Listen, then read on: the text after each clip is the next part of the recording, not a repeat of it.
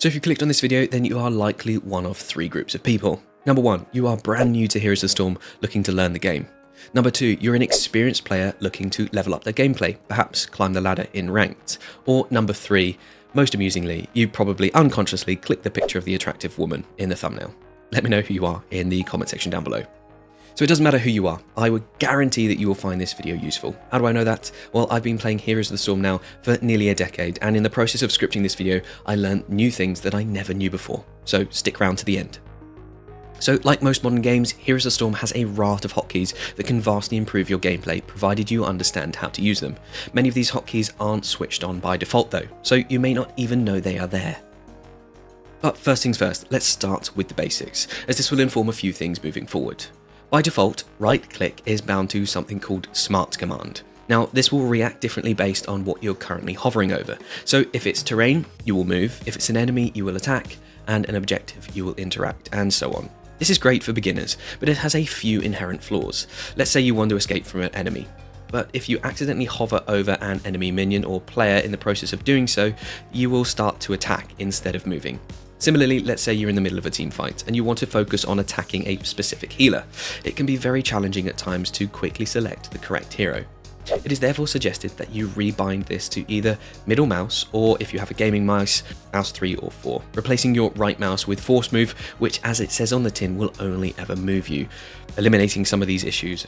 It's worth noting that smart commands and force moves can be actioned through the minimap, and this will be enabled by default. You may have on occasion accidentally hit the minimap when you were trying to escape and started moving the wrong way. This feature can be disabled for smart commands, but smart commands only through the options.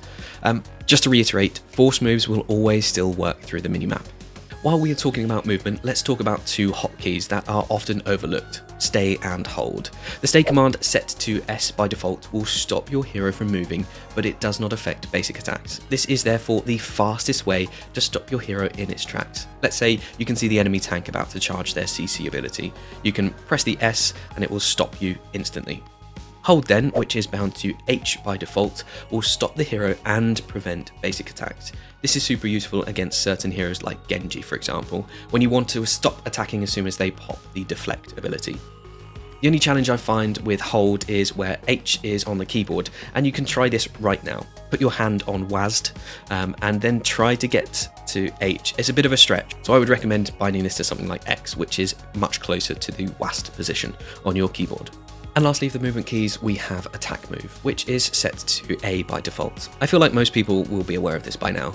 By clicking A and then mouse 1 close to an enemy, your hero will begin auto-attacking until either you die or all of the enemies die in that path. There is one thing I want to highlight here. Firstly, there is one huge issue with this hotkey. By default, it will prioritize enemies closest to you, including enemy minions. I have seen so many new players attack keying when they should be focusing on a specific target. So if you are in a team fight, try to avoid using an attack move. There is one solution in the settings you can enable called Attack Move Target Point. This causes you to attack the target closest to where you had clicked, making it easier to focus the enemy you want rather than unwanted minions or heroes. But just bear in mind, this is vastly more effective for ranged characters. Melee characters may find themselves having to pass through lots of enemies before they can get an auto attack off, so just bear that in mind. Okay, next up, let's look at Quickcast settings. But what is Quickcast? Well, by default, when you want to use an ability, you will need to use the corresponding key, which brings up the ability UI, mouse over where you would like to use the ability, and then mouse 1 to use it. This is great if you're a beginner and want to be super accurate with your abilities, but as you can probably guess, this isn't the quickest way to use them. So we have two options here. We have Quickcast, on which will cast the ability as soon as you press the corresponding key, in the direction your mouse is currently pointing, and you have On Release, which is a good compromise between the two. In this case, you will still get the UI appear when you hold down the key, but then as soon as you release, it will cast. So which would I recommend? Well, it depends on you and how confident you are in your mechanical abilities. If you're confident in your mechanical abilities, then turn Quickcast on completely. Or if you are still working on your mechanics, or you use a lot of heroes with difficult skill shots, Anna is a great example, then perhaps On Release would be a better option. Regardless, I believe in some capacity, Quickcast should always be enabled. If you want further customization, let's say you use a variety of heroes and you don't want to go in and out of the settings every time you change heroes, then you can further customize customize Quickcast. Under the Advanced tab, there is a section for Hero Ability Quickcast. A common method here is to select Shift plus the corresponding key. This will allow you to enable Quickcast completely, but if you would like the UI to still appear, then you have the option to choose that. Again, this is super useful for heroes that have a single skill shot. Anna, Stitches, Hanzo, Chromie are all great examples. Just as we have Quickcast on abilities, there is functionality to do the same with talents. Let's say your team is barely in the lead, and you are going to reach 10 a few seconds before the enemy. Being able to quickly select talents can mean the difference between dominating a team fight and a level playing field. So there are two options here. By default, Control plus the corresponding number key will quickly select one of the talent options. Just bear in mind, so Control 1 would be the top option, Control 2 would be the second option, and so on. Then we have Control plus the quotation mark, which would automatically choose the talent build you had favorited, which is even faster. But just bear in mind the optimal talent build may be different to the one that you had favorited before, so make a conscious note to look at the map and all of the heroes before diving into this option. You may want to play around with your talent favorites in the warm-up period.